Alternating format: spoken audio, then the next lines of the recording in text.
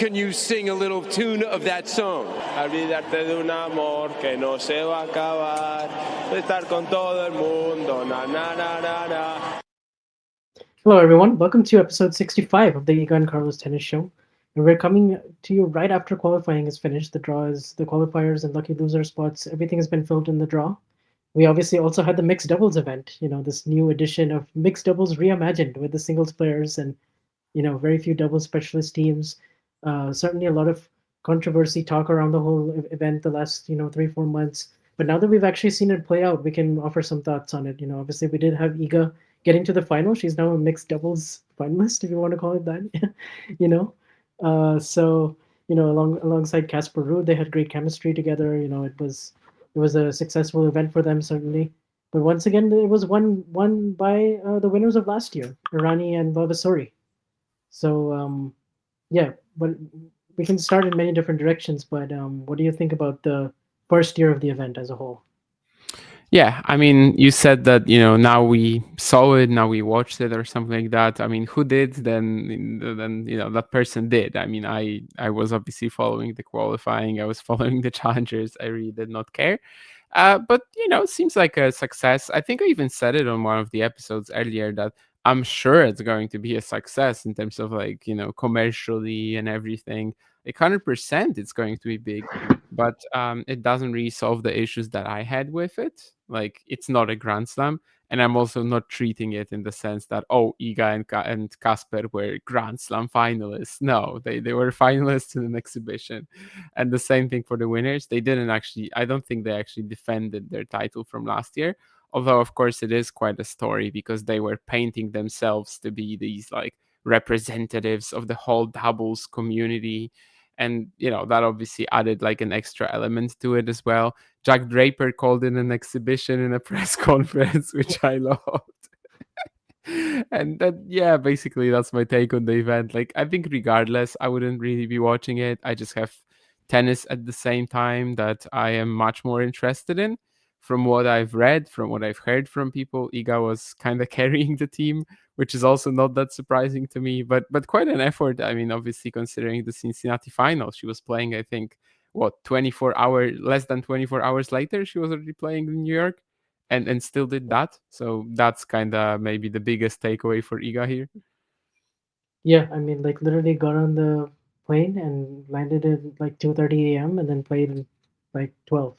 So barely got much sleep and then played two matches. I mean, very short matches, with the obviously format being games to four, no ad scoring, best of three.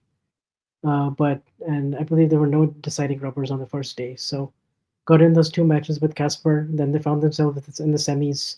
And then, of course, made that comeback from 4-8 in the super tiebreak against Pegula and Draper.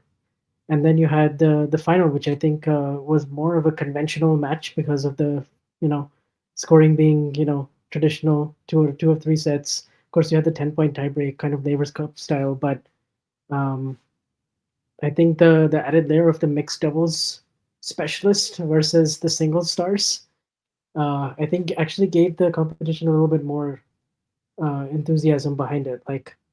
If next year, for example, we had, the winners of all the mixed doubles titles from the previous year or something join in, and I just think the selection process of how this is all decided, who gets paired with whom, how many teams there are, wild cards, all of that, it's all still very arbitrary. It's all sort of being done on the fly and sort of improvised, and that's where it's very different from anything we've seen.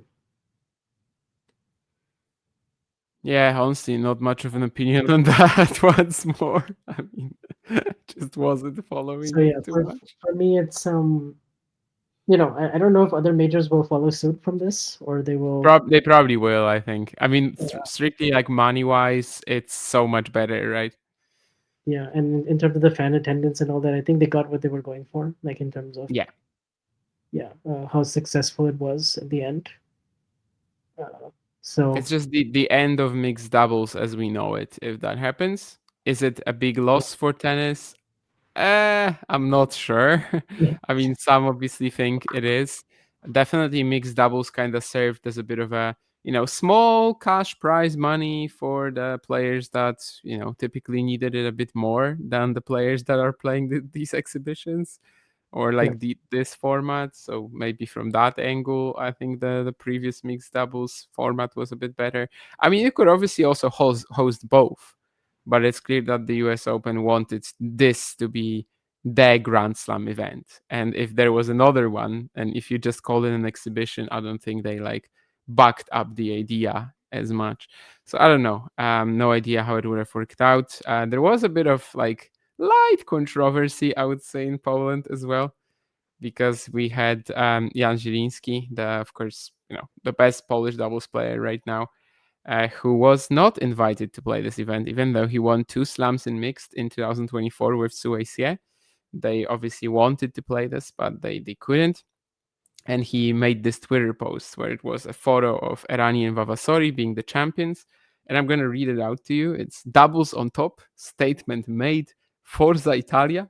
How about allowing more doubles specialists next time to spice it up? Let's not make it too easy for Vava and Sara. And a lot of Polish fans took offense in that. I mean, I think for 2 reasons. One, the phrase too easy, as in like suggesting that it was very simple for them. And obviously because Iga was on the other side of the net. But again, I can't really understand these comments. First of all, I don't treat it like, okay, he was rooting for the doubles guys because they were kind of representing him. He was actually very vocal as well about this issue of this event not being open at all, right? 8 entries plus 8 wildcards from the get-go. So it's obvious they're kind of representing his cause.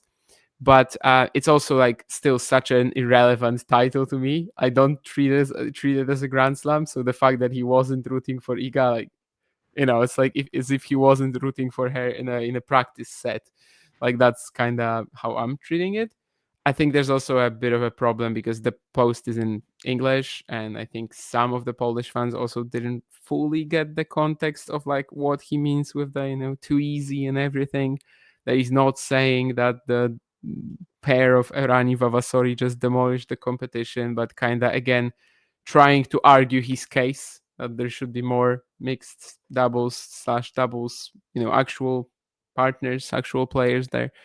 I don't know. I mean, from his emotional angle, I think the tweet is perfectly fine, but there is a large group of Polish fans who did not enjoy it. I tried to argue my point as well on Twitter, but anyway, I mean, in the end, I think it's obviously not really going to change much. I read something as well that was actually a pretty ridiculous comment to me, that if Errani Vavasori wanted to represent their colleagues and kind of stand with them, they should have withdrawn and not played. And I'm like, what? Like, how would that protest even work? Like, for the organizers, it would be like, okay, like, whatever, we don't get Errani Vavasori. Yeah. Instead, we're I going to think get, I don't I think know. they'd be just fine without them, in their heads. Exactly, yeah. So that also didn't make any sense. Yeah. But to be honest, yeah. I mean, I don't know in the first place how. I don't want to say like it was relevant, obviously, for in terms of prize money for mixed doubles, but in terms of like they don't get any points, they don't get any ranking. This thing, the prize money wasn't great before. Now it's more of an incentive if you do actually get in.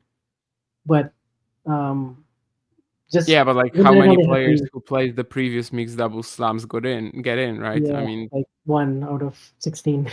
Erani Vavasori, Siniakova, but Siniakova eventually didn't play. But like that's okay. Yeah, That's um, third player, I suppose. Taylor Townsend maybe played some mixed. Brian That's kind of Harrison's it, more brother or less. Christian.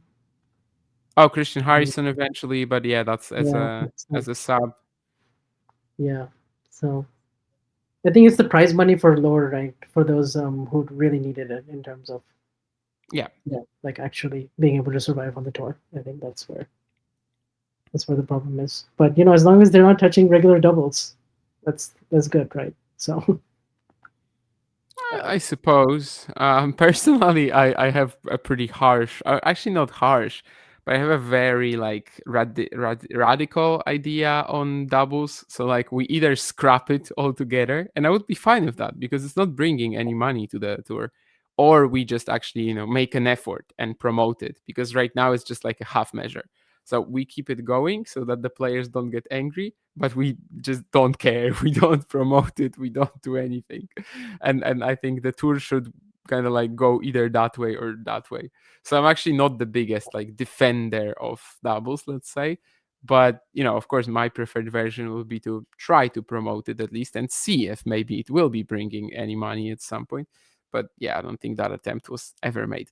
Anyway, that's a topic for another day. Yeah, Like yeah. that's a topic, we could invite Handon Walsh and Will Yes. Pavcek, and we could sit here and talk to them for 2 hours about this probably, or any doubles player. They always have such an interesting as well a way of looking at it. Anytime you ask a doubles player about where he sees doubles in the sport, he's gonna just talk to you for 2 hours about whatever. Yeah. But yeah, of course we And have Calvin Bettins of different the world, will topics will here. be happy to come in for sure. Oh yeah, of course. Yeah, but now I think we should talk about the men's and women's singles draw, because obviously we have Iga Świątek, in really good form and the favorite for the tournament, and we'll be focusing a lot on her section, of course, and the rest. So I guess we should just start with the women's draw. Fair enough. Just like oh, and by the way, sorry, I didn't. I should have mentioned that at the beginning, but I love the fact that our intro is U.S. Open related, and when it started playing, I was like, oh, now it's actually the perfect time for it. And the other thing I wanted to say is that, guys, once more, I do not know much about the draw yet, so I will be mostly seeing it at first impressions, which isn't a bad thing, but That's a good thing. I don't That know. means one of us is Just a reacting in real disclaimer. time. So there you Yeah. go. And now is a good time because, like I said, the qualifiers are placed. I'm sure you'll have your thoughts on that. Oh yeah, finally. Definitely. I mean, the qualifying was supposed to end a day earlier, but then of course on Wednesday there was barely any action. I don't know if they're going to be that relevant for who wins the event, but actually we'll see. I mean, I looked at where the qualifiers landed on the men's side, but that's more or less it. And I know who Iga is playing in the opening round. I know who Carlos is playing in the opening round, but yeah, I don't know who's in whose quarter, and that's no idea. All right. Well, the first section we have Sabalenka's section. This is obviously her eighth, so she would be slated to face Clara Tauson in the fourth round, which would be a pretty compelling matchup. But before that, you have Ella versus Tauson in the first round, and I think that's the popcorn that everyone's looking at in this section as a really intriguing first rounder here. And then the Yeah. rest, you kind of just expect Sabalenka to come through. Yeah, I mean Sabalenka, I think we've said it before, like the record of getting far in slams, it's just ridiculous how consistent she's been, because at the beginning of her career we were all thinking, oh, this is a very good player, but she's a power hitter, she's all or nothing. She's not gonna have these sort of records, and right now she's just unbeatable in the first few rounds in slams. And if she wasn't beaten in I don't know, at Wimbledon by Vondrousova and Raducanu, that section where we thought maybe it can happen, I don't think she's getting beaten here. And yeah, with Alex de Ala, it's also a bit of a funny story, right? Because we are both part of a YouTube channel about tennis, and Alex de Ala is ridiculously popular on tennis YouTube. So whatever you do about Alex de Ala, you just get so many subs, views, comments. It's just insane. And sometimes we laugh at that. But at the same time, when it's a match against Clara Tauson, I'm like, oh, that's amazing. The channel is gonna get a lot of views and subs on that. So anyway, yeah, I mean, Ala Tauson, yeah. In this case, I can understand the hype for sure. Oh yeah, 100%. I experienced that in Miami. Basically, anything you post of right now is just gonna go wild because of Philippines and the audience that she's bringing in. But yeah, what do you think about that match against Clara? You think that will live up to the hype? I mean, sounds pretty difficult. Clara, obviously not the most maybe not a player who thinks the most on the court, kind of just relies on her strengths, which are amazing, and she's had a great year. But Ala is kind of a perfect answer to that in many ways. I mean, Yeah. I do think she is handling players like that on a regular basis quite well. So yeah, this actually looks pretty difficult. Like I imagine that if Towson wins it, she probably also gets a few rounds to to maybe play Sabalenka in the fourth. Yeah. But yeah, that's a banana skin if I've ever seen one. And I mean, Ala, I just kind of expect to remain at that sort of level for the next few years, probably. Just a really good banana skin in the opening round for players like that for seeds. Yeah, and then you also have Martins, who's the seed there, who, by the way, just lost a really tough match yesterday, but had a bunch of match points. But she's been super consistent in the slam, getting to the third, fourth round. So I'm sure Sabalenka would rather have Martins in her section than in the fourth round rather than Towson. Oh yeah, But, or Ala. Yeah, I think yeah, Mertens. She kind of knows what she's going to get, right?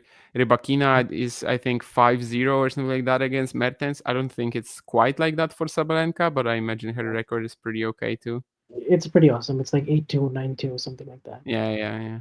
So, but yeah, and then you have potentially Fernandez. I would love to see Sabalenka play Fernandez in the third round and Towson in the fourth. I think that would be the most ideal, especially just given the U.S. Open history between Layla and Arena in 2021, the Oh, semis. that's a good point. Yeah, I didn't So, think of that.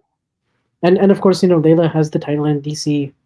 Hasn't done much since, but can can win those two rounds and set that up, and then she could swing pretty freely. So, Yeah, I um, didn't think of that. That the of their 2021 U.S. Open clash, but that's actually even better. Yeah, I'd like to see yeah, that right now yeah. too.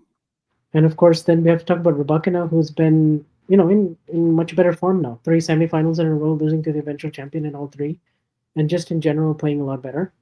And you kind of expect her to get to her seed, except for Paulini. I think that the Paulini Rybakina once again Sabalenka would rather play Paulini in the quarters, so she will kind of be hoping for Martins and Paulini, but she may end up with Towson and Rybakina. So um, I I think Rybakina is probably like a fourth favorite for me right now for the title. So I I think she's paired for me, so that's why when you scroll down, I was like, "Oh wow," because that I already saw that she is in the same quarter as Arena, right?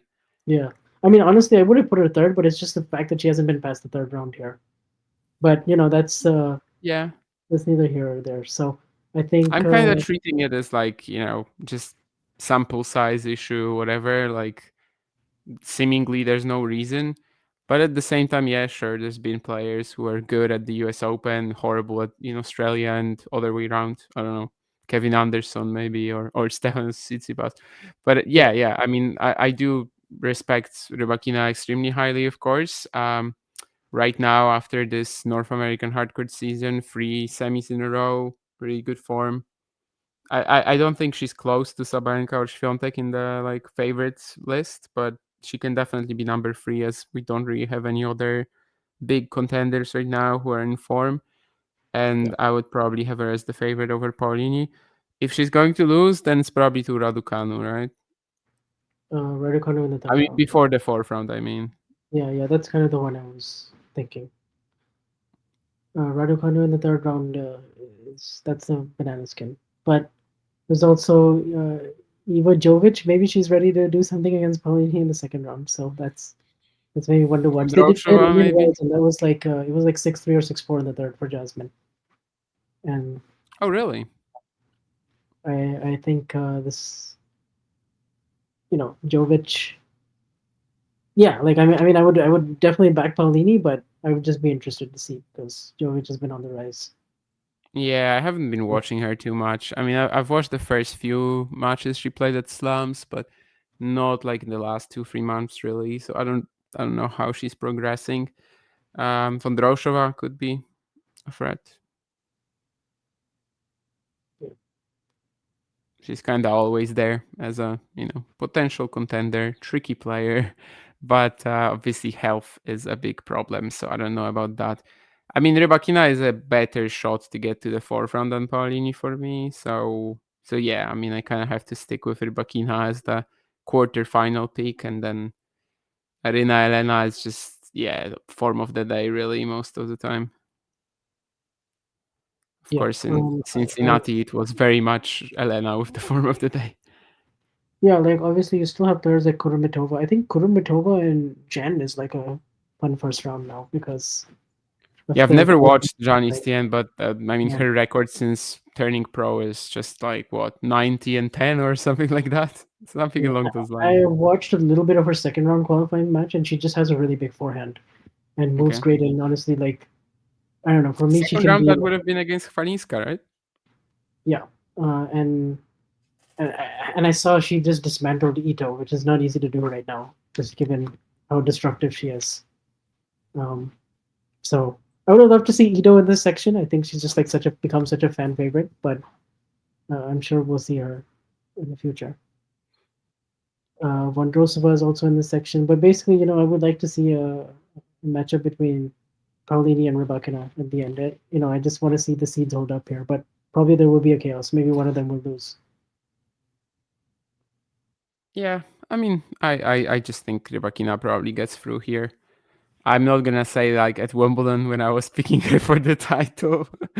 It's Yeah. a little more tricky here, I think, but yeah, I It's think the she's thing when gonna like get her through here. tennis is as good as it's ever been. Like her level is so high, but it's just that clutchness, Yeah, the amount of matches she's lost from leads and how the forehand can get away from her at times in big moments, and just like you don't really quite trust her unless she wins one match, from match point down or comes back, or I think and she's a that good Świątek match in Cincinnati, I mean, it kind of yeah. gives you some doubt as to like whether she would actually be able to beat Iga in a latter stage of this tournament, which I'm assuming the latter stage would have to be the final. Yeah, that would be a final at that point. But Yeah. we also have Pagula in this section, who last year she made the final, but this year she's coming in with a 2-4 record. Since winning Bad Homburg, she's not been in good form at all. So this is she will have to turn it around quick because. But that being said, the first two rounds like I think are pretty winnable, but right now she's more vulnerable than before. Like I don't think of her as a week in and week out getting to her seed right now. So she's very vulnerable to me, and wouldn't shock me if she made it out of the section. But also like kind of anything goes with her right now. So like she's won 3 500s or no made finals of 3 500s and then finals of Miami, and won 3 titles, and she's still eighth in the race. But just the recent form gives me some pause with Jess. Well, I hear she was very good in the mixed. Yeah, uh, but and Jack kind of let her down from what I read, right? yes, Jack was very good the first day, really bad the second day. So Okay. I mean, yeah, definitely, yeah. Not a natural doubles player, let's just say that. no, Yeah, there's a lot of power hitters here, obviously. Pavlyuchenkova, Yastremska, Samsonova. All of them could easily make the quarters here, I think. And there's also Bencic. What has Bencic done since Wimbledon, though? not much. Yeah, I feel like I haven't heard about her since Wimbledon. Yeah, she hasn't really, a couple of wins in Toronto, but hasn't really done anything noteworthy. I would say she's been a little quiet. She didn't win a match in the Cincy. She lost to Kuder. She lost to Kudermetova, and she played that match against Bouchard. I remember in Canada. She won that, but then Ah, okay. lost her next round. So she's coming in with like 3 matches right now. Yeah, So so not too one win much in two improvement events, under her so belt. not much form, but But then again, with she a didn't have much decent form coming draw. into Wimbledon. So for me, it's like she could. This is one of those places she can just light it up here. Draw's not too Yeah, difficult. Draw's not too difficult, and we know how high her ceiling is. And maybe I would be picking Samsonova right now, honestly, to get to the fourth round. But uh, yeah, like wouldn't surprise me if Bencic just did it. yeah. I'm not gonna be too controversial here. I think I would take the field against Jessica Pegula if that's kind of the if that's the two options, Pegula and the field. And yeah, I think it's either Bencic or one of these power hitters who are like nicely grouped here. Pavlyuchenkova, Yastremska, Samsonova. All of them can easily make the quarters to me. Yeah, of course. Maybe if this was like a few years ago, I would have said Azarenka. Maybe has a shot, but I don't Yeah, see I it. don't buy it this year. Unfortunately, I don't buy it anymore. Which, with every passing year, I also keep regretting that she didn't win that 2020 US Open. I mean, if she did, I guess we wouldn't have some of these ridiculous Naomi Osaka hardcore slam stats. But I mean, yeah, just an insane title that would have been for Azarenka. Yeah. So my first reaction when I saw this was this section 4, was with the Mira Andreeva. I was like, Mboko Krejcikova, inject that into my veins. Yes, please. I think that's main court tomorrow, right? I think I saw it on the schedule, so I actually knew that Okay, wonderful. Yeah, that that deserves Krejcikova was main playing court. Mboko. Oh That no, def- maybe second, Maybe Louis maybe Armstrong, second right? day. Yeah. Yeah, no, I mean second court, but I don't remember first day or second day.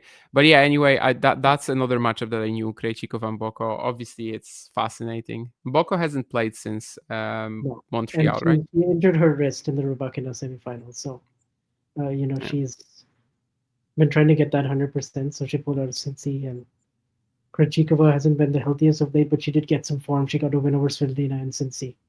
So, it sets up to be. I mean, Krejcikova Iala was the first round at Wimbledon, and now it's Hmm. Krejcikova and Boko. So, it's, Mboko Andreeva, round 4. Oh yes, wow. yes. I Oh mean, my gosh! Because right now, I'll tell you, I don't think Emma Navarro is going to get to the quarters. Like this, I will be surprised if she made the quarters here. Let's just if say. she doesn't have to face Mboko and Andreeva, I can see it. Like I could But see her losing to like McNally or something in the second round, or yeah, even I could see yeah, it. But like, Boko. if she has to play both Mboko and Andreeva, I don't think she has a chance. Yeah, it's just too Yeah. much. I think outside of 3 tournaments, Australian Open, Merida, and Wimbledon, like she's been very disappointing. But those 3 tournaments are enough to keep you in the top 15 in the race. Yeah, we're kind of gonna have to see if like what she did last year or what she's doing Mm, now is more the the median of yeah, her performances, the mean maybe of it even. I would probably say that this year maybe is more along the lines, but let's give her some yeah, time. So yeah, Andrei Van Boko, maybe Ostapenko, of course, can never write her yeah. out off. Yeah. Also, Taylor Townsend, maybe sneaky, could get to the third round. But uh, Mm, but yeah, True. I think I will probably stick with Andreeva in this section. Even though she hasn't played since, but even though she got hurt in the match against Yeah. I would go Kessler. Mboko, I think. Maybe it's So like a little too much. Maybe it's too much of a fairy tale. But I don't know. I just never really when she announced that she had that injury after the semis, I was always like, okay, so she's pulling out of Cincinnati. Of course, that's pretty quick to, close succession to yeah, Montreal, but she's probably going to be fine for the US Open. So this is based on nothing. This is just pure yeah. speculation, but I always assumed that she's going to be 100% for the US Open, and she Okay, still yeah, could be super. she is. If she is and she gets past that first round, yeah, maybe pick her. Because why not? I mean, she has a very complete game already, and if she can handle the pressure of playing in your hometown and winning a 1,000 there, uh, yeah, Yeah, and I'm underestimating Krejcikova. I just realized, yeah, actually after what you said. But yeah, I guess I would go Mboko. I don't know, just for fun, not to go yeah, Andreeva again. sure. And Andreeva, we've seen her get to quarters and all that since winning those 2 1,000s, but sometimes it's just not been like super composed when something doesn't go her way, and so Yeah, she doesn't feel like a Grand Slam champion right now. yeah, so I think Definitely she has not. some work to address there, but you know, can't be too disappointed with that season so far. Oh, definitely not. Yeah, it's still major progress. Yeah. So now we go to the bottom half, and this is where it gets interesting because Keys and Mohova are in this section. We And already this is saw the another play. matchup I heard about. I think John told me about it today. Williams against Muhova. Yeah, I mean, even though I have issues with some of these wildcards for Venus, I think, Yeah, although she did pretty well with them recently, I like that. I mean, Venus, Muhova, I do like that. I do, and I think it'll be a good match. Actually, I think it'll be like decently. I think she'll win a few games. Venus, let's just put it that way. But I think Mohova will come out on top, and I'm it'll a be bit interesting afraid it's to going to watch be this like week. against Magda Frank, 4 games she won, I Okay. think, and you just have a player who's like slicing a lot and I think it'll be like the Moniro. Jesus, how do you say her name? Was this Moniro? Yeah, Jessica was this Moniro. I yeah. think it'll be something like that.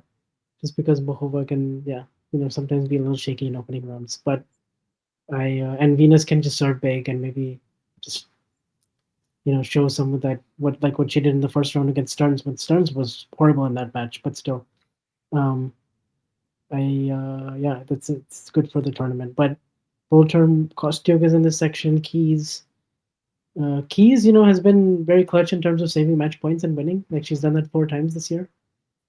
But and kind of anything is possible after the Australian Open. That's kind of where I'm at with Keys. Like she can kind She of has a good draw here. Like the first two yeah rounds, I think should easily get through. Ferd is reasonably difficult, but also Kostyuk out of form, Bolter out of form. I mean, you have to like Keys for Madison Keys, I guess. yeah Madison, the chances of Madison Keys to get to the fourth round and probably quarters as well here. Kirstea, I'm interested in. I mean, she's just destroying everybody in Cleveland this week. So like that bottom part of this section is very competitive. So that even more so makes me think Madison Keys is probably gonna get to the quarters. right. And Mahova, let's see if she's able to hold up physically. I mean, she's made the semifinals here twice in a row, and she's been able to back that up. And she came really close against Keys in Canada with those match points. So Fair enough. yeah, it could be I mean, if another. she's fit, obviously she's a massive threat. And also Petra Kvitova, this is her final tournament, so just wanted to say that. But yeah, this is the only one I believe she hasn't made the semis in. And I don't think she's going to be that much of a factor. Maybe she'll win the first round, but hopefully she gets a good reception for what's been a great career. Oh yeah, of course. Yeah, I mean, then we also have Coco's section, and I guess the recent change that we have to talk about with Coco is that she's hired Gavin McMillan. So, who worked with Sabalenka, kind of fixed her double fault woes, and that's kind of been Coco's story since winning Roland Garros. In all the matches that she's lost, she's basically serving at 15 to 20% double fault rate, and so you just don't give yourself a chance to win matches like the Paulini one in Cincinnati, where she double faulted 16 times, and kind of just even as good as she is at winning ugly, you just can't win big titles like that. So this is probably a change that's not gonna you won't see into effect right away immediately, but maybe in 2 3 months, you'll talk about it more. The question is, will it be enough for this tournament? Hard to say, but at the same time, she's very capable if she wins the first 3 4 rounds of going deep again. So Yeah, I uh, mean, I would be afraid of a Świątek Goff semi, for example. I wouldn't be coming into it thinking, oh, Iga is in such good form, Coco isn't. No, I think by that point it would be pretty difficult. So I definitely can second that. Yeah, we've also had that pattern with Coco of like switching coaches, then doing super well. In this case, it's yeah, probably a little too early for that, but maybe she can pull it off in the Asian swing again, maybe win the WTA finals again. I don't know. I like how in her recent coach signings, there's always like a very clear idea in her mind, right? I mean, Matt Daly yeah, was a grip expert. Gavin Macmillan is a biomechanics expert, but is now essentially kind of known as the guy who fixed Sabalenka's serve. And that's something that Goff is presently struggling with. So from that standpoint, I definitely do think it's a good idea.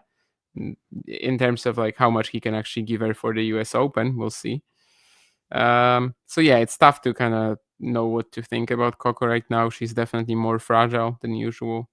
Is she likely to lose in the first 3 rounds? Probably not. But at this point, yeah, it's just not like you have that extra confidence in her. Naomi also pulled out of Cincy, right? I mean, yeah, after yeah. after Montreal. So I guess she's the other name here, and I would probably pick her to make the quarters. I hope we get that Osaka golf one round. Yeah, I think for me that would be the best thing to come out of this draw, really, with all these names. I think if Naomi wins the first 2 rounds, she probably has a little too much for Kazakina right now. Probably. I mean, Baptiste is the second round opponent. Yeah, I mean, I think if Osaka is playing well, and we'll know by the first round if she is, I would back her to get to the fourth round here. I think she got enough matches in Canada, and I think maybe pulling out of Cincy might actually be better for her. So I kind of backing Naomi now to get to the fourth round. Yeah, I see it. yeah. I think I'd pick her to make the quarters here. By the way, Kvitova last match we mentioned Garcia. I think it's also her last event, right? I think so. Yeah, I don't think she plans on playing after this, right? So Yeah. I mean, she was always kind of vague with it. I mean, got the send off at Roland Garros, and then she doesn't compete for a while. So some people thought that was it. But yeah, looks like she's going to play here semi-finalist from 2022, I think. Yeah, actually, also So, can't underestimate Elena Gabriela Russa. I think she can potentially get to the third round. And Rusa and her common coming close at the slams to yeah, big upsets, but not getting there. But I mean, Kasatkina, it wouldn't be a big upset. Like, no, I don't think yeah, so. I mean, presently it just seems like a 55-45 or whatever match for Daria, maybe. Yeah, I like Rusa's chances to be there for sure. And then I suppose she would also be a threat going forward. Mhm. I mean, Naomi sometimes struggles with players like Siniakova, like the craftier players, but if she's hitting the ball as well as she has been in Canada, and she like after she got through that Samsonova match, then yeah, there's no reason she can't make the fourth round. Hopefully it's not another event like last year, yeah, where everybody was so hyped up, and of course there was the Roland Garros match with Świątek and everything, and then well, she was But pretty she had unlucky a to tough draw. run into Muchova in the Yeah, second round. Yeah, Mohova I had some think chances I in think that. if she wins that, she probably makes at least like the fourth round or quarters, but of course Yeah. we'll never know. We also have Anisimova here, who played one really good match against Raducanu in Montreal, but that's kind of been the highlight since Wimbledon. So interested to see where she's at. Really, I mean, she lost to Kalinskaya, and Cincy hasn't been like the most amazing run of form lately, but obviously we know what she can do this year. Um, and yeah, this is more or less open, but actually I would probably just back Svitolina just because she's been so consistent. Yeah, I mean the draw seems good for both players. Maybe joint, maybe somebody like Kenyon Collins. I mean, on a good day can definitely trouble Anisimova. Svitolina's maybe even better, like in terms of the draw here, because That Maria means Sakkari is still back, like not back to her best. I don't think a player like Tatiana Maria does any damage to Svitolina with her playstyle and kind of like how the matchups work for the German. And Haddad Maya is so wild, she probably doesn't even make the third round. So like Svitolina, I would definitely, pencil into the fourth round. Anisimova probably as well. And then you have them clashing together. And it's also a very nice contrast, I suppose. I suppose, yeah. So yeah, my pick would probably be Svitolina, but could easily be I think I Anisimova. would lean slightly to Anisimova, but I can understand that, yeah. Collins, this will be her last tournament of the year. I know that for a fact, So that should be uh, also last tournament of but I, career. I don't think I don't think career because I don't she hasn't Oh, said okay. anything about 2026 yet. So Oh, okay. Because last year, obviously, she was supposed to retire. Then at the yeah, beginning of this season, I think she said that this was gonna be the last year. So, okay, yeah, I don't know. She might just change her mind again, but yeah, okay, yeah. I Mhm. mean, fair enough. It's her call in the Yeah. end. Uh, I was only a little like irritated by that in 2024 because I knew she was getting very angry at people asking questions about like what sort of results you need to get to stay on the tour and everything. And then she actually stayed on the tour. She kind of went against everything that she was saying. That my decision is final. Don't even ask me that. But I mean, by now I kind of just know that this is going to be a bit of a saga, and yeah, I think I you know, think it'll just drag on, and it'll just depend on her health. Like if she's feeling up for it, if she feels like yeah. Fair she's enough. And of course, like the yeah, very reason, right, why she wanted to retire, I think, was because of the illness she has and wanting to start a family. So if there are any extra reasons, at this point, I'm like, yeah, okay. I mean, just do your thing, yeah, but don't scream at us if we ask a question that is not to your liking, please. right. So now we get to the final section, and that is of course the Świątek section. And no Noskova, no Collins, no no Ostapenko, and no Rybakina. Alexandrova, though, Kalinskaya, it also feels Yes. like there are some common points. Yeah, I mean Kalinskaya potential third round. Obviously, we just saw them play in Cincinnati in the quarters.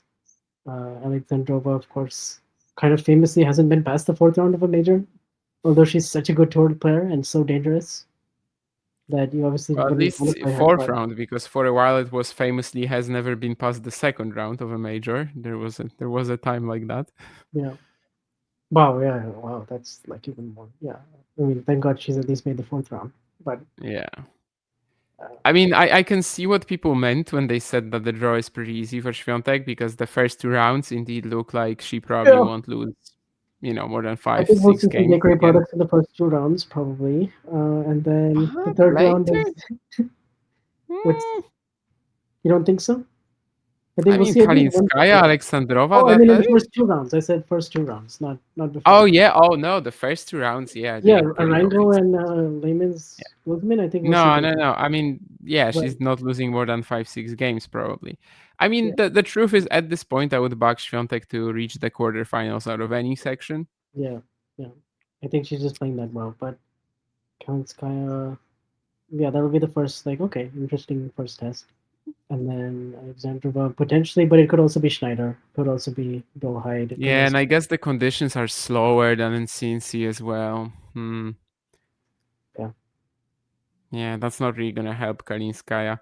I suppose it's fine. Yeah, just that Kalinskaya, Alexandrova, like these are difficult names. These are players who typically tend to do some damage to Iga. But I guess yeah. As I said, I mean, any section right now, I would be picking her to make the quarters. So Yeah. And right now, I think she's done all the hard work. She's won since C. She did all the mixed doubles work. Now she's just, getting ready for that match. She looks pretty relaxed, looks pretty happy. So I think she's in a perfect state of mind to kind of make a deep run here again.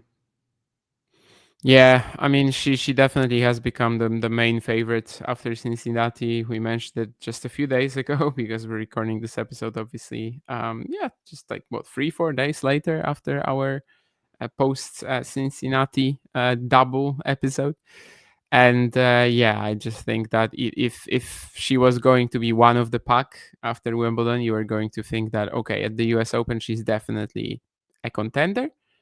Now she's almost the main contender, really, alongside Yeah. Sabalenka. And presently, I just have so much confidence that she's going to like get through the first few rounds and will take a massive performance to like hit her off the court, to take her off that state of enjoying herself, as you mentioned. That yeah, I think she's definitely making the quarters here. Yeah. I mean, do you want to make like any bigger predictions? Like, I think for me, she's the favorite, and this draw hasn't really changed it for me. And I would not be surprised Yeah, if she's winning the title at the end. So I'm probably gonna Arina go. and Elena are in the same quarter, so one of them is out already there.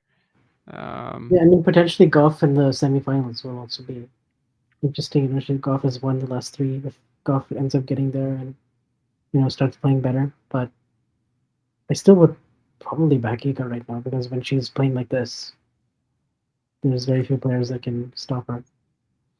Yeah, I'd back her too, but I don't know. Goff would still have this kind of feeling that I'm not really sure what's going to happen at this point, just because, the last Yeah, match was what it was, 6-1, 6-1. And generally, the last few times they've played, Iga has really struggled with her defense.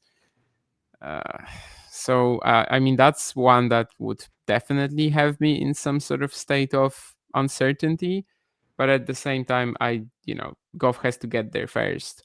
Like, I actually also think that it would be good for Iga to dodge Anisimova in the quarters, even despite what yeah, happened at Wimbledon.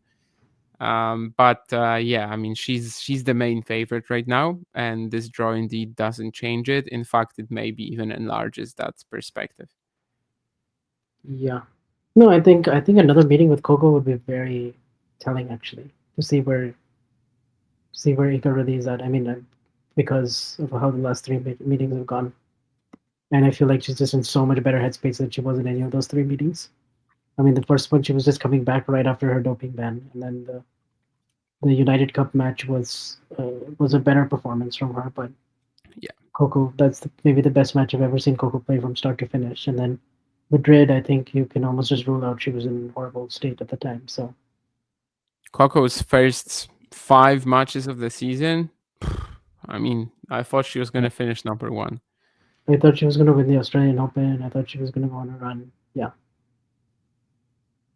I mean, some I pretty. mean, in the end, I guess she still won a slam this year, so it's Yeah, it's really not like it's fallen apart completely, but she definitely hasn't been like the dominator that we expected, and the serve and the forehand especially have not been the weapons that they were in the first 5, maybe even 9 matches of the season.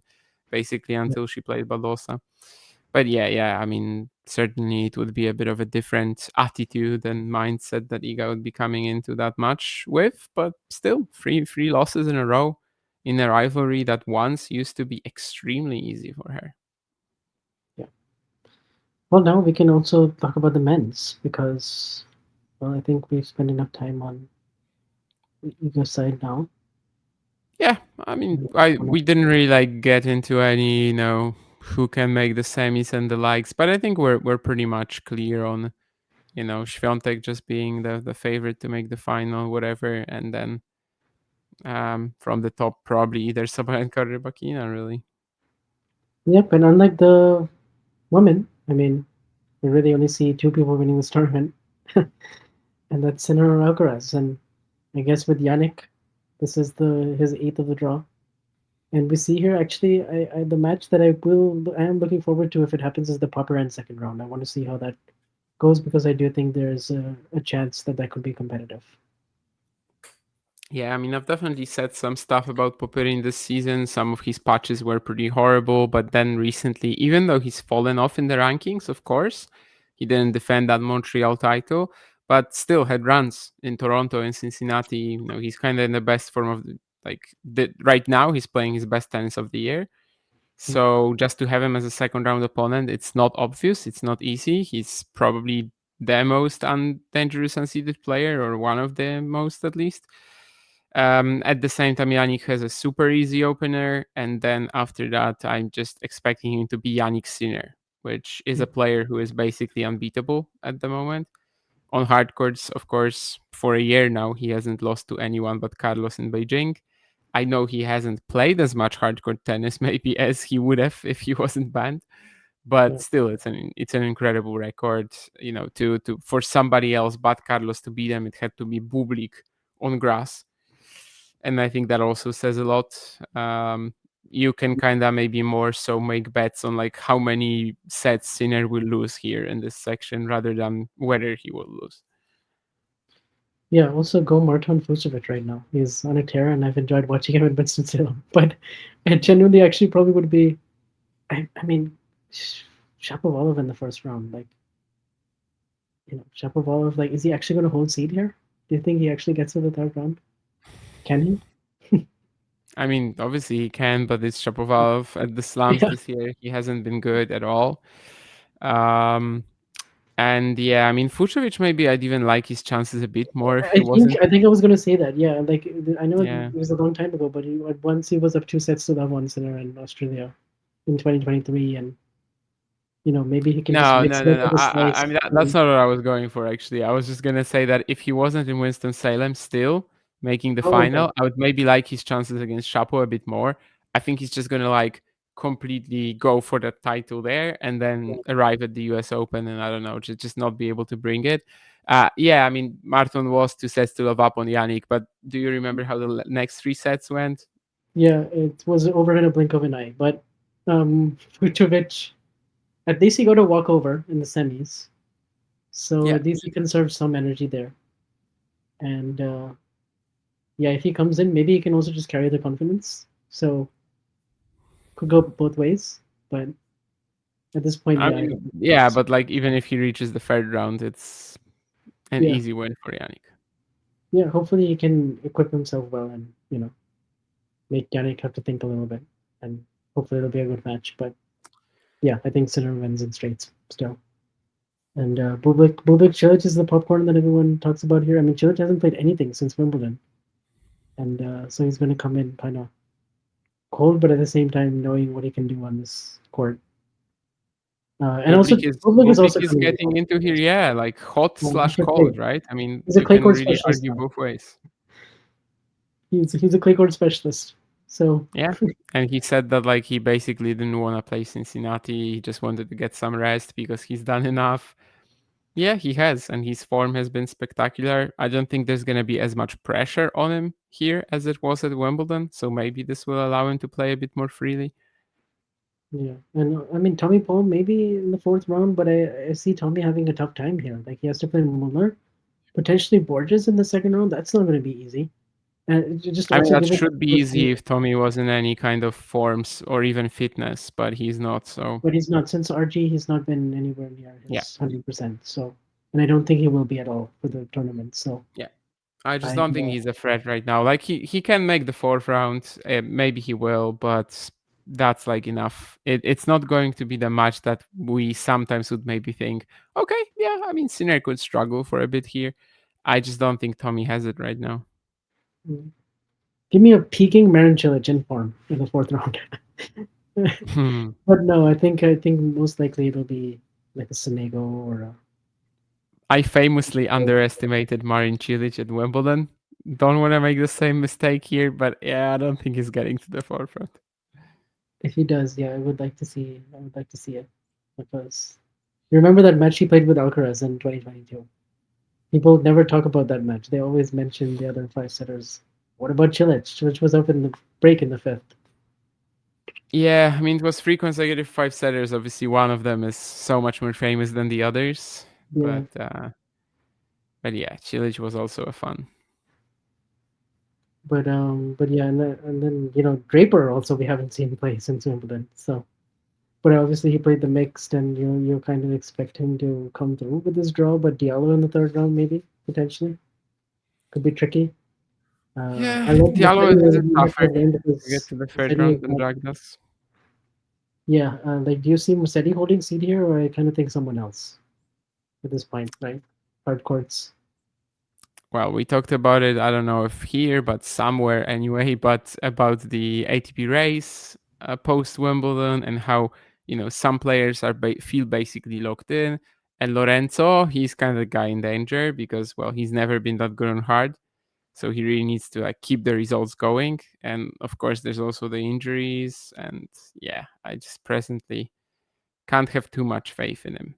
We'll see if Patrick Pericard, like how he arrives after Winston Salem, because he's still at that event, right? I mean, he should be playing Botic van de Zandschulp more or less when we're recording. I don't really know if Yeah, he's won or if he's winning or if he's losing.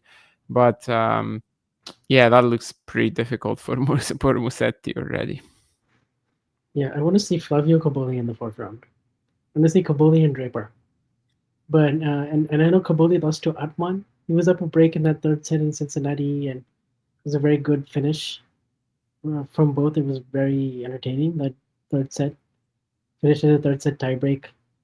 Uh, Atman ended up getting the better of it, but and he almost beat Chilton in Canada. Probably should have beaten him. And obviously, good Wimbledon. So I don't know. I'm kind of riding the Caboli train, but do you think Pissarro in the first round is very tough? No. No, right? On hard courts, Um, no, not really. I don't know. I mean, Flavio's okay, but I also don't think he's gonna like beat a high seed. Musetti's I'm not treating as a high seed, by the way. Like he yeah, I think definitely if can you beat Musetti on play to hardcore. each other, Like if we had surface specific seedings, Musetti would not be a top 10 seed. yes. That's maybe what I'm more looking at. So yeah, I think I just expect Draper to pull through. Again, not as much pressure on him as at Wimbledon, which kind of, I said it about Bublik and they were both in the same section. They didn't get to that third round that we were expecting. And I think both of them will actually enjoy themselves much more in New York. Mm. I do too, but I want to see how Draper deals with Caboli if it's a fourth round. I would probably pick Jack as well, but I think Caboli can make it tough. Let me put it this way: if he's struggling like really hard with Flavio, then the quarterfinal will be just another Sinner procession. Yeah. Well, if they do meet, I'm kind of expecting something like last year, where like Sinner wins, but there might be a couple close sets. I wasn't expecting a fully healthy, informed Jack Draper to beat Sinner anyway. So Yeah, I mean, me neither. I don't know actually what the point I was making was, to be fair, but it's okay. I think but yeah, Draper will reach the quarters. That's what I'm trying to yeah, say. Seems like from the mix, from the clips that I saw or from what people told me, seems like he's fit. So right, yeah. Well, we also have this is like the next gen section. This is like you got the Zverev and Felix and Yeah, Rublev and the failed next gen. yeah, the former one. And then obviously the section below that you also have like Dividor, Hatchetov, Tsitsipas. It's just all those guys. Oh, okay. So you're also talking about the whole quarter. Yeah, Okay. the whole quarter basically. But yeah, I mean, do you see anybody but Zverev getting through there? I mean, it's like, do you think the injury that we saw or the sickness, what was it even in Cincinnati? Was it a back problem? Yeah, I'm not sure about the specifics of that. To be fair, the second set against Carlos, like it seemed a bit more than just heat related. Yeah, But yeah, I mean, assuming he will be whatever fit, that I was. just think he's gonna get through this. I don't really Um, know who would be able to beat him here. Like yeah, I Bautista don't. Agut is the kind of player like they both slow down the game so much sometimes. But And RBA probably doesn't have it physically anymore. Felix is just not going to be good enough, I don't think. And Yeah, Humbert is he eats up Humbert for breakfast. Like yeah. Rublev, I think same deal. Like I would not be picking Rublev to beat Zverev. Me neither. I think the matchup is pretty horrible too. So So I think Zverev has a good draw. I think he gets to the quarters. yeah, But then the the way question, his slams have fallen apart as well this season is like he lost to Sinner in Australia, of course, then create a break point. He had that horrible match against Novak. Wimbledon, let's just forget about it. But like, if he has a draw like this, he basically has to get to the semis and play Sinner again in order to consider this a decent event for himself. I agree. Yeah. Because like if he loses to Khachanov in the quarters, that would be disappointing for him. Yeah, I think also at this point, I was talking about this to a friend of mine today. Like with every passing slam, really, with every passing year, with every passing really month, even in his career, I think he's gonna be even more like streamlined in terms of just this, one goal in my mind, win a slam. Like who cares? He's won every single thing other than that, right? Mm. So he's won the Olympics, he's won the ATP finals, he's won a number of Yeah. 1,000 titles. I think that with every passing month, it's just really all about the slams. And yeah, if he has a draw like this, and you're now showing me the other part of this quarter, so I can see the entirety of it. And like, if he has a draw like this, he basically has to make the semis and at least play Sinner in order to even, say that this was a decent event for him. Right. And at this point, we're kind of at a place in Stefanos Tsitsipas' career that he can lose to anyone. So, like a year or two ago, I would have said this is a great draw for Steph. But Do now you I know think, for whom this is a good draw? oh my goodness, I know what you're going to say. No, I don't think he Um, would beat the Minor, but Altmaier and that Tsitsipas or Miller, like that just sounds like a Hamad Fair rounds, to be honest. it does, but the guy is not physically fit and ready to play. No, It's a that's kind of true. Yeah, like that's where it kind of falls apart for me. Like I see the ball striking, and then I just look at everything else, and I'm like, yeah, you just see don't the see. vision. You see the vision. He's I had don't a know. very He's good worked couple with of hybrid that he weeks. played with Pedji Pericard yesterday, and then like you see something like that, and you just want like, no, come on. I didn't watch the match, so I don't know what happened. I was way too late for me. But yes, he lost from 5-1 up in the first set tiebreak against Pedji Pericard, Hmm, and okay, it was so just a flurry of ball The reversal of Taylor Fritz, I suppose. and Then. and horrible drop shot attempt on set point for no reason, Oh, which is the that I classic. understand. Yeah, that I What is hear. the classic Hamad, going for the drop shot? He's a drop shot machine. Yeah, and then basically like not having anything left for the second set. I'm like, it's only been an hour. Come on, man. But anyways, yeah, I just don't trust his fitness at all. But aside from that, I believe in the ball striking. Fair enough. Um, Yeah, I mean, it would be disappointing to lose to Altmaier on hard. He's already beaten Stefanos on hard this year. It's a good draw to reach round three. But yeah, physically by that point, I think he's fried and probably just doesn't have a shot at Deminor. Deminor has a good draw. but by the way, Diminor, do you think this is his best shot to make the semis in a while? Like because no Sinner, no Alcaraz, no Djokovic. If somebody Um, beats Zverev, Actually, yeah, Zverev would still be really hard at the quarters. I Yeah, if suppose he's somebody already beats he's already Zverev, lost to Zverev in a quarterfinal of RG, right? But I don't yeah, really see how. RG you would expect it. Yeah. Yeah. Yeah, I mean, this looks very doable for him to make the fourth round. I don't know how Khachanov Deminor, like, how does that matchup work? I don't really know, to be fair. Yeah. And I, yeah, like I'm after not that, sure. But if I it's not think when Zverev in the Divinor, I quarters, think when Divinor made the quarters, he maybe went through Hachinov in 5.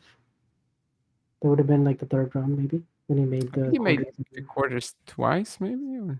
at U.S. Open. Yeah, but the first time I think in Yeah. 2020, I think he beat Hachanov in a 5-setter. I want to say that was the third round. Yeah, because that was the year that Poshpersov made the fourth round.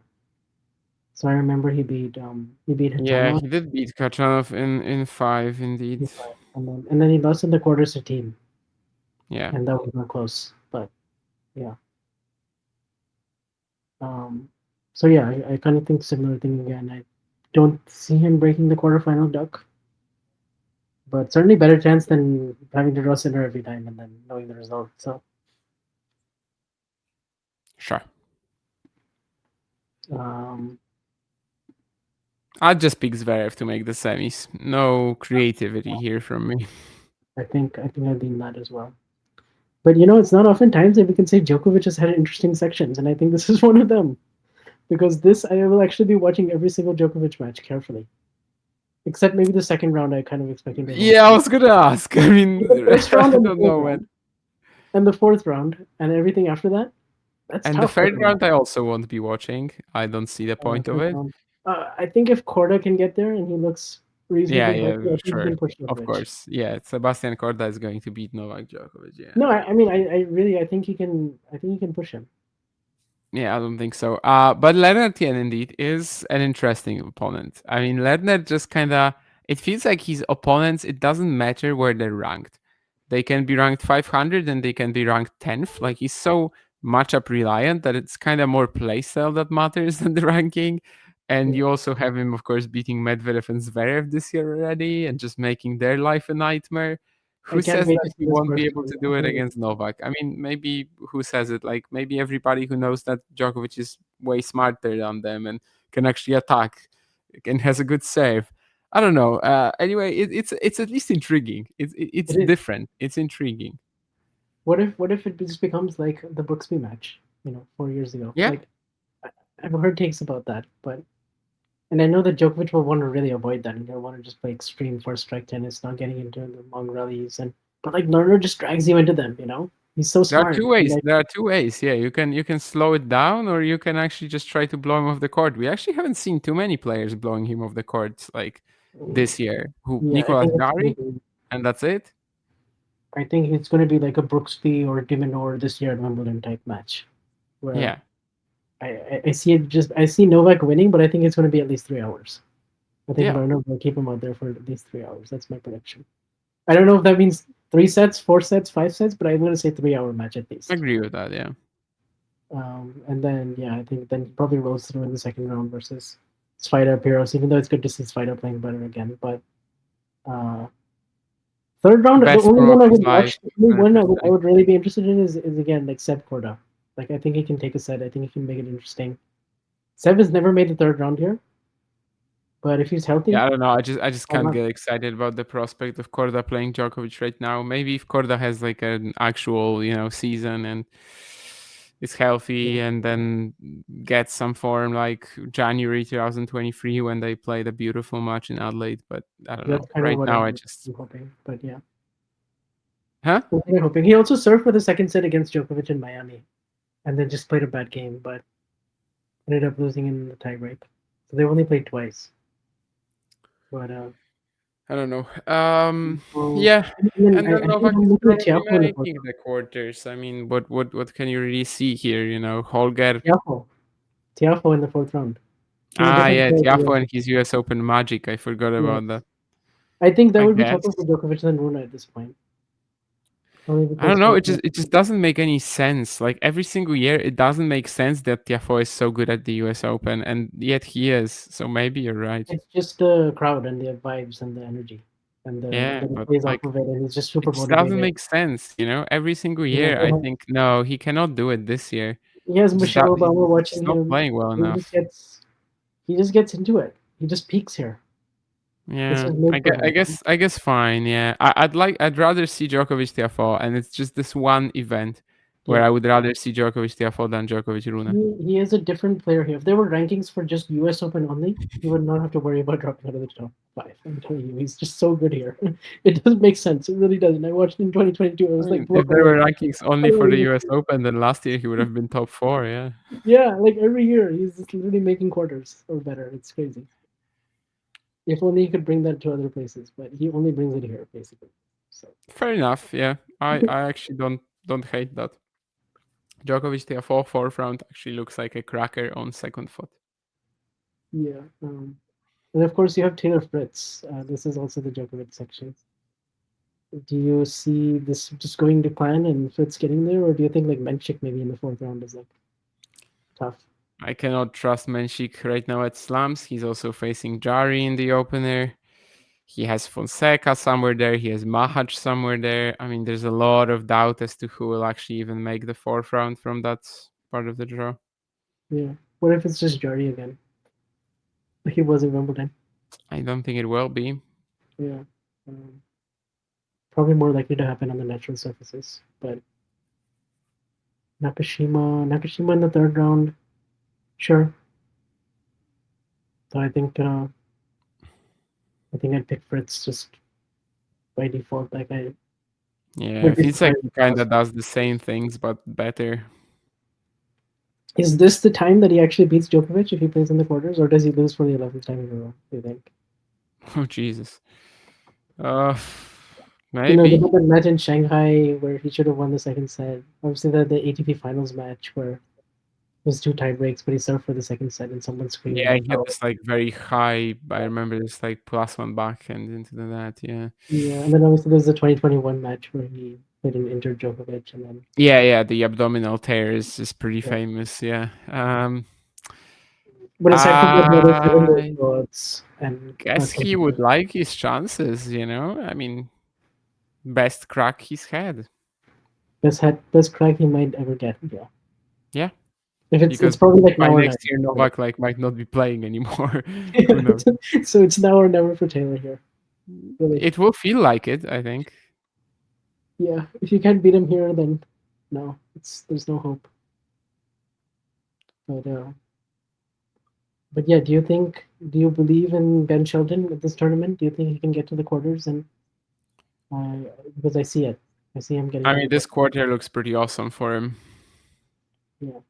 My only thing is, what if Casper Ruud just found something last minute there with the mixed doubles and just feeling so comfortable and confident on the forehand, he just decides to go all out and just plays better than we've seen him play since Madrid.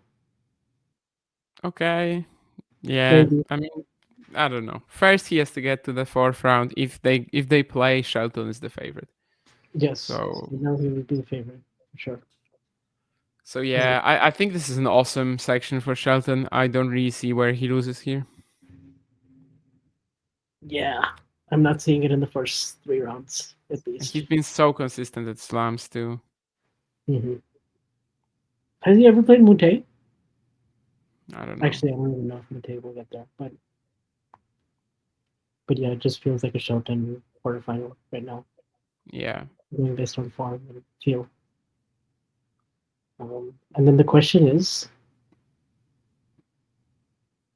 the final section. Yeah, I know who Carlos plays in the first round. I didn't know who he plays in the second or third, but it The looks second like one he is is entertaining, isn't nicely. it? Bellucci Uh, versus Alcaraz. Now that is a fun match.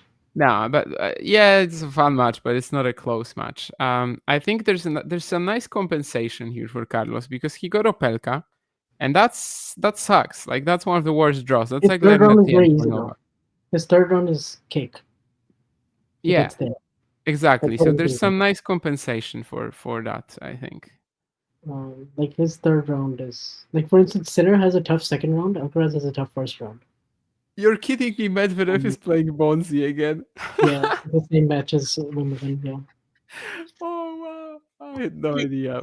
So the question is, who gets out of there in the fourth round? Is it Medvedev? Is it Bonzi? Is it Giron? Is it Davidovich Fokina? It might be Davidovich Fokina, even though he's retired the last two You tournaments. know what I would like to say, right? I would like to see Medvedev. I would like to say Medvedev, but I don't Yeah, know. After yeah, Wimbledon, I'm just traumatized, you know? yeah. That was a traumatizing. Perfect section for him. Finally some form, and he just goes and does that. Oh yeah, you were picking him to the semis. At first, I was Yeah, like, "Are you crazy? I don't see it." But yeah, I did not expect him to lose to Bonzi in four sets. and in the style that he lost to him as well. I don't know. I mean, at this point, I just cannot say anything about Medvedev with Mm, confidence. Um, if Medvedev turns into, well, basically, if Medvedev loses, that's even better for Carlos, I think. First round Probably, might literally be the toughest match in the first four rounds. yeah. The first Yeah, round, Opelka is pretty nasty. Like Opelka is pretty nasty. Opelka is just like Lernetien for Novak. I think it's that's not true. one of the highest ranked unseeded players, but it is one of the most unpleasant to face. And we haven't seen Alcaraz play a true serve. Oh no, actually, we saw him play GMP in Beijing. GMP was a pretty good Uh, match. yeah. So do you see? I think you just see like close sets and Alcaraz winning them. I mean, It's kind of what I you would know, it's expect. Carlos. I think he'll pull through eventually, but it will not last 3 hours, but it kinda will. What does that mean? Either it does or it doesn't. I think that I mean, the pace of play will just be a little too quick for it to last 3 hours. Oh, okay, yeah. But if it was a match, like in terms of how the scoreline will look, you would think it might last 3 hours. I'm just referencing what you said about Tien Djokovic, basically. That this one will not necessarily go over 3 hours, but will kind of have that feel that it's close, it's tight enough that it could go over 3 hours if it wasn't, half the points wasn't just huge serves. Hmm. Yeah. That I don't have much to add there, but I will say the third round is good for Carlos. Like should have Yeah, no issues. yeah. I mean, third round is couldn't be any easier, really. Um, yeah. Who do you think gets through the third round? It would be Spaziri or will it be? It doesn't really matter, but maybe Spaziri, honestly, or maybe just Stanic. Who knows? I'll see. It could easily be Darderi even, Could be. Yeah. which might sound weird because I know he's the seed, but he's also probably not even the favorite against Yeah. Hijikata. Oh, Actually, no. maybe Hijikata is good at the U.S. Open. It might be him. He made the fourth made the round. fourth round. Yeah, Yeah. played Maybe like Nadal as a wild card as well when in he was 2020. just beginning his pro journey, I think, or at least on the big stage. Yeah. Although the thing is here, what uh, is more likely is that Sinner gets to the final than Carlos, obviously, but it's Yeah, also the quarters and the semis. He has to go through Shelton and then Djokovic, probably. I don't think it's a good. I mean, it's a decent draw for Carlos because, as we said, third round, second round, fourth round, they look pretty okay. First round is somewhat difficult, but the quarters and the semis, I think, are much tougher for Carlos than they are for Yannick. Yeah. Yeah. Um, Depends on what kind of form Zverev is in, but after seeing that Australian Open final, just kind of seeing Zverev since, and then knowing that Djokovic has made the semis of the first three slams this year, and And you that know, Djokovic has been living rent free in Carlos's head. yeah. Um, but best of five semifinals, will Djokovic have enough in the tank? Will Alcaraz be able to capitalize if Djokovic doesn't have enough in the tank? It's one round I think further, so, at too. least, than in Australia. It can also be Taylor Fritz, who should have taken the Wimbledon semi to 5 sets. Mhm. It can be Ben Shelton in the quarters, which I don't think is that obvious as it was at Roland Garros, where the Yeah, conditions really worked in Carlos's favor. Ben would have a much better shot here, you would think, right? With the crowd, with Yeah. the occasion, with how well he's been So I think the playing. quarters and semis are difficult, and that only makes what you said earlier a lot more true that Yannick is just a bigger favorite to make the final. I don't know who's the favorite in the actual final, Yes. but Yannick is the bigger favorite to make the final. Yeah. It's very possible that Popper just might end up being his hardest match until the final right now. We've had a few draws like that with Sinner, yeah. Yeah. I think kind of like School Kate, I guess, in the second round of Australia Open. Yeah, yeah. It's like players like that that are Last more. year, I guess, was different because you had Medvedev in the quarters, back when it meant something. Yes, back when it was worth not knowing, like we actually thought, okay, yeah, Medvedev, beating at Wimbledon, 5-6 in Australia. Two biggest contenders for the title at the time, and it wasn't even like a landslide towards Yannick, I suppose. Daniel had just beaten him in at Wimbledon. Yeah. So yeah, I mean, I don't think our opinion has changed that much. Like we said that, Yeah. Sinner is like marginally the favorite, but if they play each other in the final, anything could really happen. And Carlos just has to get to the final first, and which he's done in his last 7 tournaments. So I'll have to make it 8. But So I guess a better draw for Iga than it is for Carlos, but it's not it's not an entirely pessimistic view on the draw of Carlos, as it's also has some assets, also has some benefits. The rounds 2 to 4, they look pretty okay. yep. Well, that being said, the action starts on Sunday, in about 36 hours or so. First Playing time will be ever. and yeah, all the slams are moving towards that 15-day thing, Sunday start, except for Wimbledon. Uh, and by now we're kind of used to slams being almost 3 weeks with everything. So I'm not sure we probably won't do a midway episode. So we'll probably do another one after the tournament's over now at this point. Yeah, we always say that we might do a midway episode. We almost never do. I think we maybe have done like one. There was an Australian Open 24 one, I think.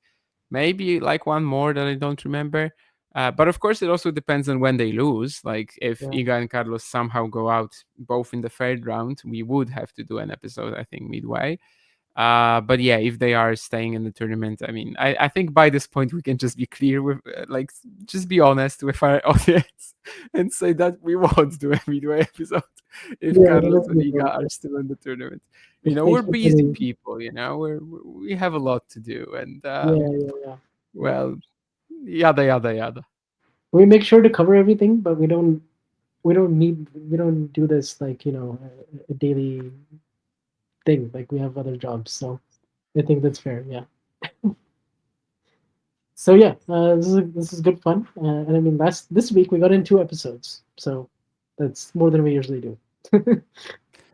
Yeah, before the slams are when we are at our most active. So you guys should get this like what 48 hours before the start of play or something like that.